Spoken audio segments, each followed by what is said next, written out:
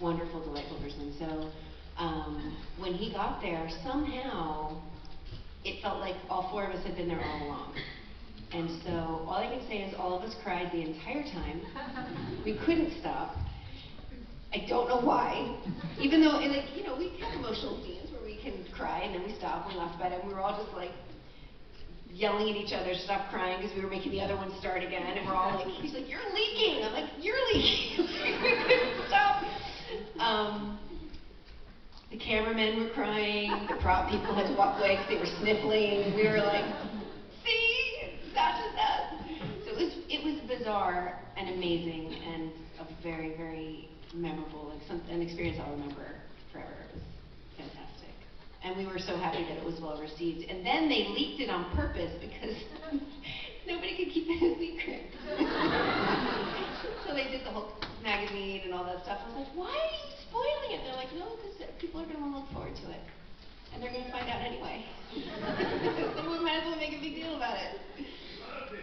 So to kind of bounce off of that, what about Kim and Brianna? Did y'all have any episodes that really hit you in the feels? All of them, but specifics. I cry at a kitten in a stiff wind. I mean, that is pretty sad, though. You're not. So the wind and the kitten is so tiny with the little murder mitten. Whiskers in the wind. It's so windy. So windy, so kitteny. I think the moments were so beautifully written that the writers really make meals out of mouthfuls, and it's beautiful. So I think I was really, really lucky to have committed emotional arcs every time Jody was able to connect with stuff. I did appreciate the things that they let me work in. There are a couple things that come to mind. Is one when Sam is like, look, we're going off to all probably die, and there was eye contact between Jody and Alex, and like an understanding that when a mother leaves and takes her life into her hands, she is risking her own life, but her child's heart. And so the fact that she checked with her child, and her child said, I understand, and yes. I love that. And then there was another moment that kind of just happened automatically between Jensen and I, where Jensen, you know, Jody isn't a wordy person. Kim is a very wordy, feely person, but Jody is not. And I touched him, and then for some reason, I knew I had to walk away, but I just wasn't done. And he put his hand up, and there was just an extra like, oh God, this hurts. And then we let go of each other, and it was a beautifully emotional moment that came because Jensen is such a receptive and generous actor that when I had an impulse, he not only accepted the impulse, but he expanded on it and made it a beautiful, beautiful moment. So those are the two that come to mind for me. I don't actually care very much about this show, so nothing from me. Thank you so much.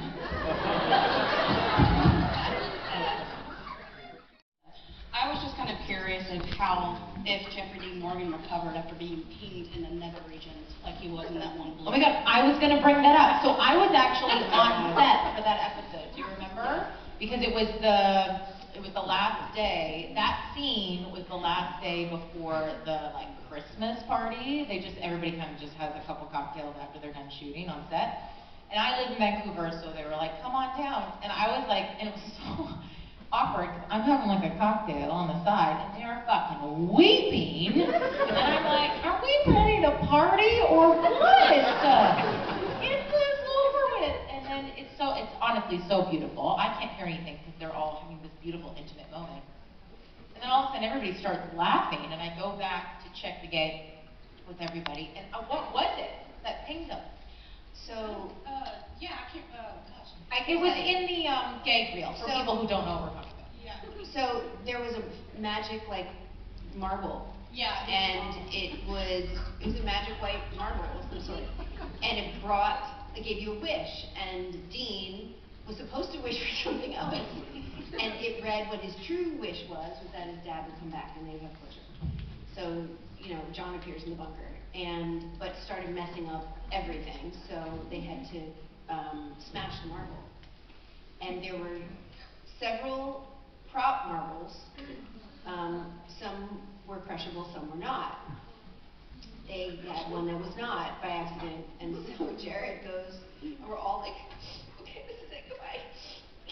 And he takes this giant metal thing and goes to crush the marble that was uncrushable, and it shot out like a cannon and hit Jared where it should not hit. And I was holding his hand, and he's on my left, so I'm not looking at his, I'm looking at his face. And I'm looking at the boys, and it happens, and then he squeezes my hand really hard. And these guys are like, especially Jared. I mean, Jensen just stands there stoic, but tears are pouring down his face. And Jared's like, we're snotting, like we couldn't buckle. And they just hit the deck. And I'm like, And it was a wide shot too, so yeah, you could see it. They just went out of frame, and they started rolling around, and my hand, I'm like, and they managed to indicate what happened, and then finally Jeff, they just like pry his fingers over there, and hold my hand. And I'm crying and laughing, and just kind of bending down, trying to breathe, trying not to lose it. My mascara is gone. And he did recover. He did. But thank God, because we could. It was the break we needed, and it was a happy accident because we were literally just like falling off the cliff. The director's like, "Can you not?" Because we're just. It was a snotty, sobby disaster by that point. So You handled it gracefully. oh, thank you. My fingers recovered. Everything was good. I was like, because I look at it now, I'm like, why did I not let go? And I'm like, oh, I couldn't. Except for the one in the pilot where he was Jeff for like 2 seconds. I never worked with anyone but the boys. Like, I never had any, because I was dead. So they were the only ones that could see me.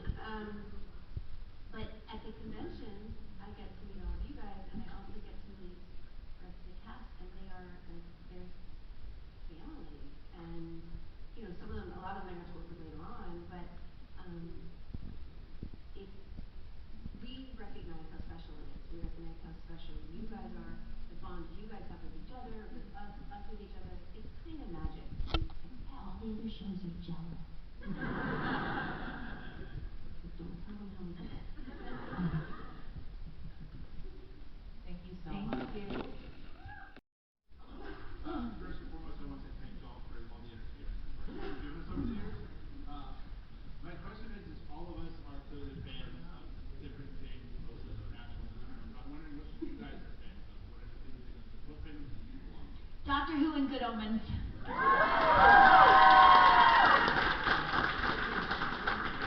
I was a big fan of Jonathan Taylor Thomas.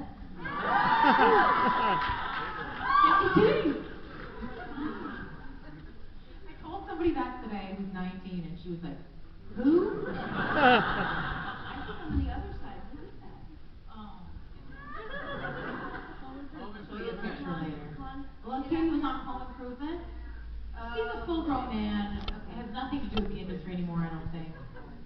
Back in the day, Simba, he's the voice of Simba. Anyway, I just didn't know yeah. from when.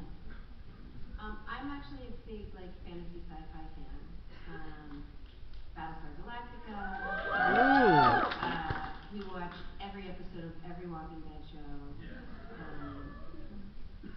My husband and I every night we get in bed like zombies. You know, Game of Thrones, anything that has any kind of magic, creatures, apocalypse, zombies, any of I those. feel like I know what show you're describing. I did watch this show. I'm the only one. I don't think the boys even watched it. Yeah, I like all that stuff. Oh, Vikings. Doesn't she look like she could be a Viking? I mean that the sexiest. No, I am like 100% Yeah. wish I was a Viking. Let's just go. Thank you. Yeah, I'm a big fan of the show. The show is actually my all-time favorite show, and I love the show. But my question is, in the finale, were all y'all supposed to be in the episode before COVID and having to change it? Yes, yes. Yeah. everyone was supposed to be in it. Literally, I think, like, everybody, Almost. everybody that you could possibly imagine was supposed to be in heaven, in Dean's heaven. So all of y'all were supposed to be in the deep. Anybody who, well, these two were still living, supposedly. Yeah, but it was gonna be in the, it was when Jared died. Yeah, It was when- my old yeah. man, so Right. it was in Yeah. the future. Yeah. I definitely would have been there because I was super dead. Get on. Couldn't get deader, couldn't get deader, not if you tried. I think I was the only door in heaven with 2 birth and death dates. Yeah, but Jody was still, well, you know, he was still living by that time. original, are we allowed to talk about the original? Who the fuck is that? I don't care. Fire Yeah, up? no. Brianna, they might not give us a spinoff. Too soon? Wayward Sisters.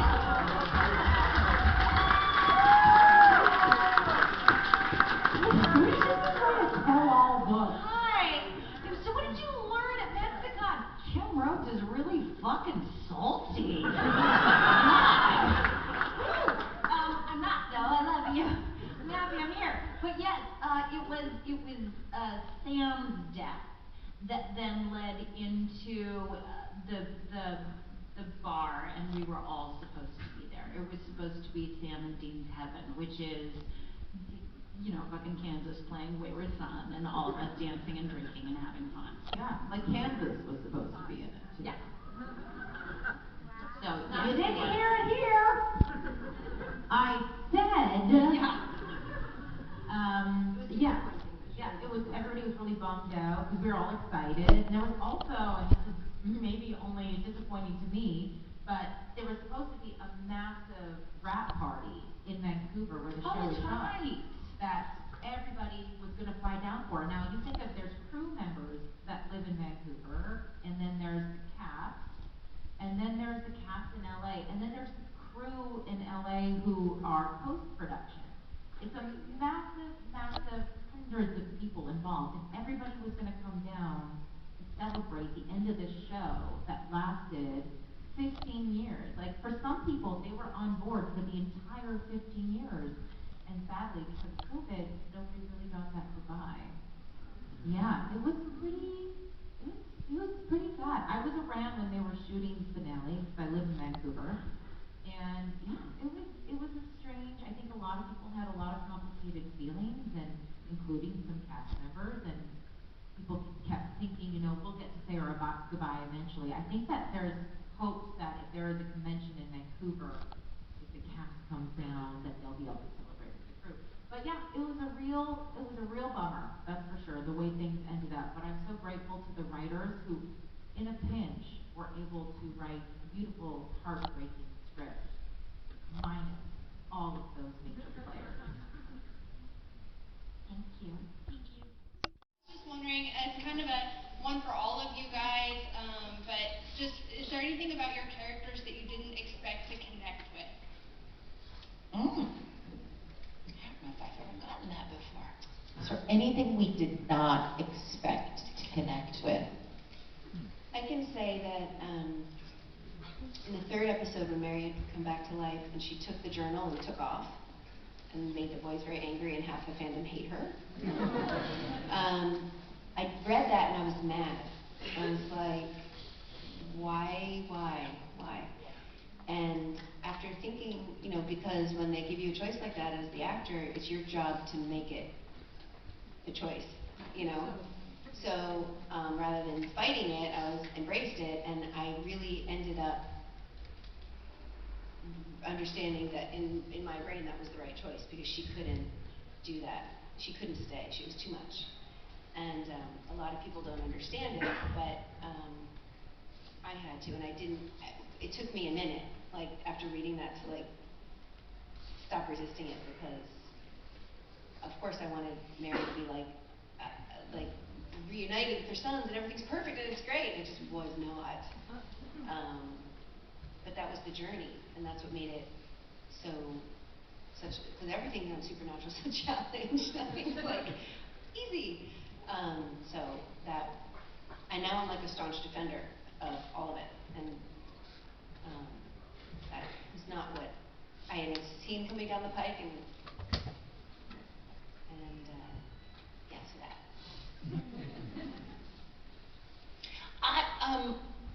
I did not connect with, and never did, the last episode I had, where, like, Sam, Dean, and Jody are going into the bad place to do monster fighting stuff, and then Cass comes in and goes, "But Jody, if you die, Claire will be sad."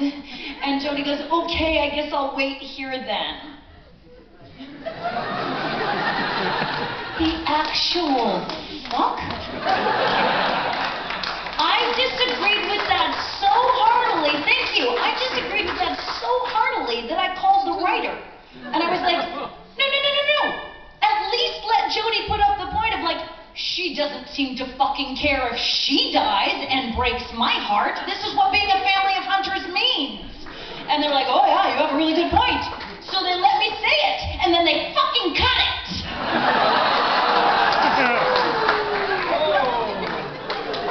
She's salty.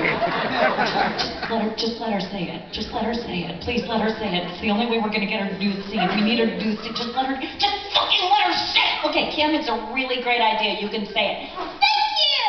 And then this is me watching the episode. Thank you! What the fuck? The actual fuck.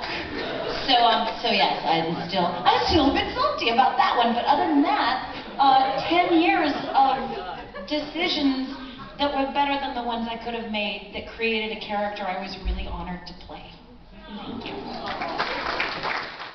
It's in line because it's a thinker. I think that my answer would be in my episode where Doug finds out that Donna is a hunter and Doug gets wrapped into the whole world, and Donna assumes that he's going to become a hunter too, and he was like, no, not interested.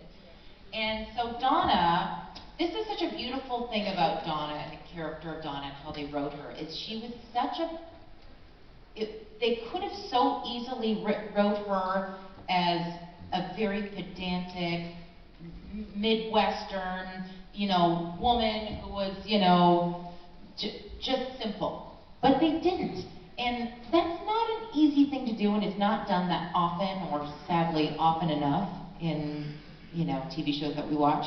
But what they did is they showed in the end of that scene that even though Donna wanted nothing more than to be loved and accepted, and she was truly by Doug, and after she finally let him in, after being scorned by Doug number one, Bad Doug. Fucking Doug. Fucking Doug. She let Doug in and was ready to love him, and that he was not ready to be a part of what she had discovered made her feel whole, which was hunting, because it gave her a sense of self-worth. And she had to make that decision between, do I choose love? Do I choose to be loved and feel loved? Or do I choose the thing that makes me love myself? And she chose that.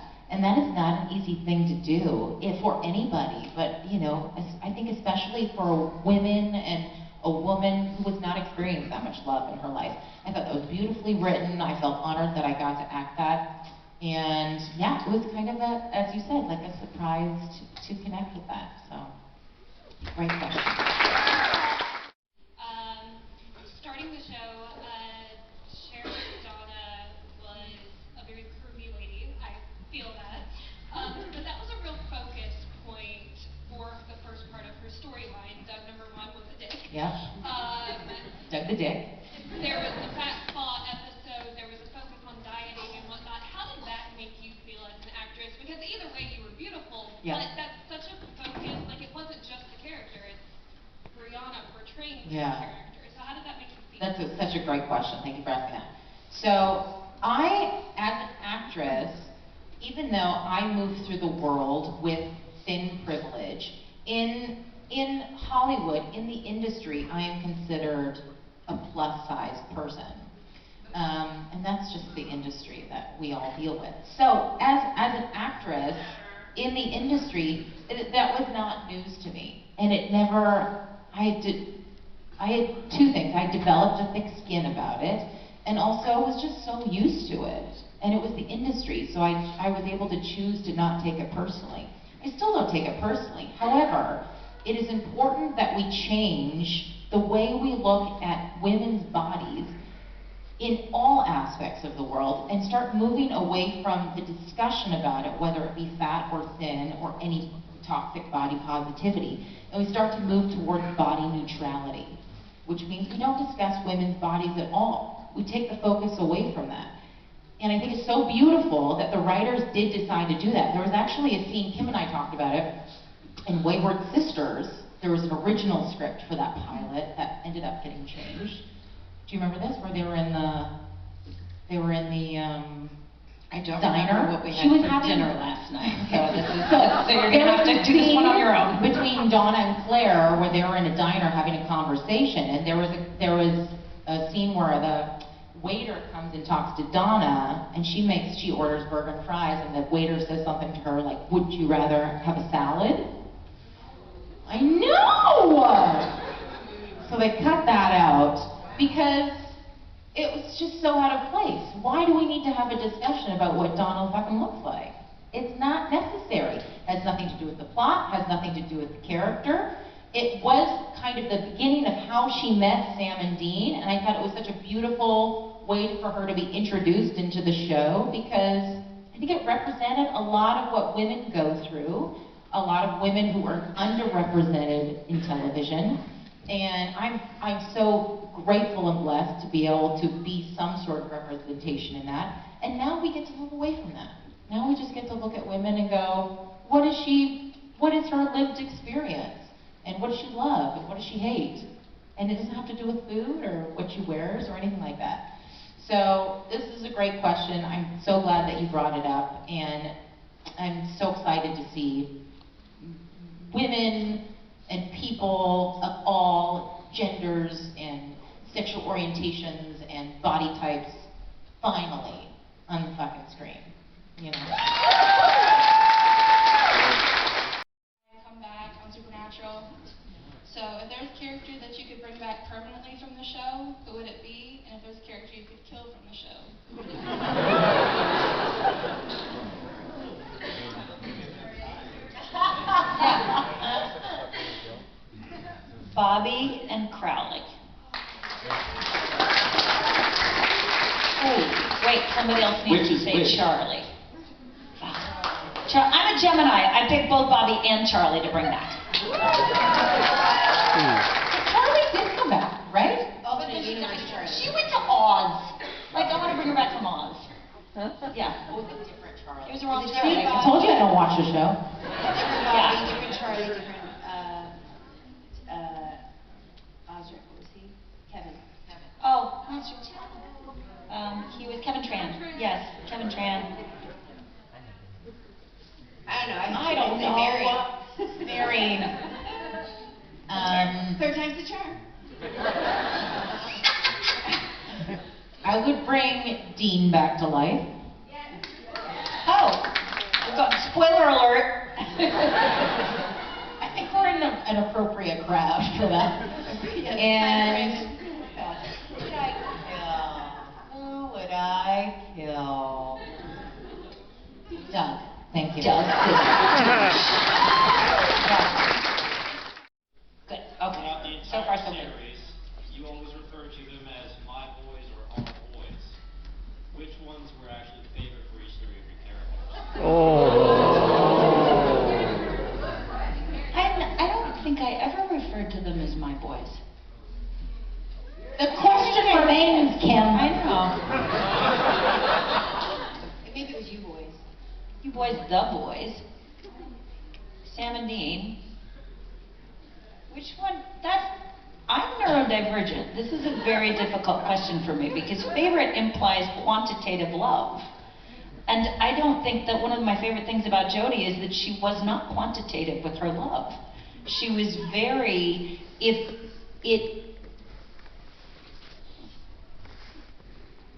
is one of the things I share with her. If it requires my heart, you may have my heart. So I can't answer that question, either as Kim or Jody.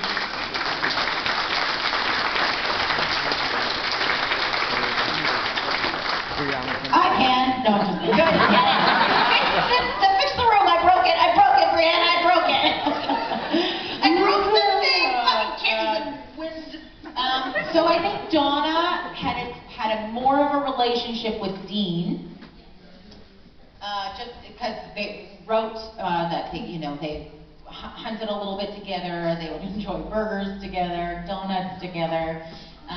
They seemed to have a little more of a rapport. In real life, I love both those boys so much. They are everything you could imagine they would be. They are funny, they are tender, they always have time for you, and sometimes I forget that they're big, fancy, rich, famous celebrities. Because the first time I met them, I remember they were just like, I used to run a food truck, and they were like, we're from Texas, we love barbecue. And so the next time I came on set, I brought them both bacon.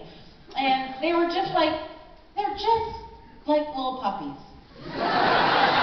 They're just the nicest, best, and you couldn't choose them. I take that back. You choose them each for different reasons. They're both just so awesome, funny, and special, and lovely in very different ways.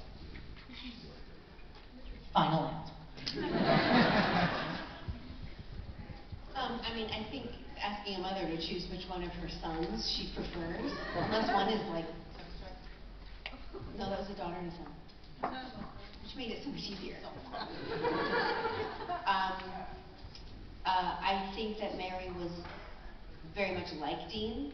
They were very, very similar. In fact, I intentionally would make choices about my character copying what Jensen did as Dean so that it looked like he inherited it from me. I'm like, how do you cross your arms? How do you stand? Touch your head. Like those things that I watch my son do that are like his dad or like me, that I know he never saw us do. You know what I mean? Like there's this genetic thing. Mary never knew Sam, except as a little like squishy bun of 5 months old. But I think that, there was definitely a lot of her in him as well. So love them differently, but the same amount. Does that make sense? Like they're different people, so you love them differently. In real life, I don't like either of them at all. Obviously. Who would? Except for Miranda. Right, so you didn't mess it up. You got us a great question to wrap things up. Thank you. All right.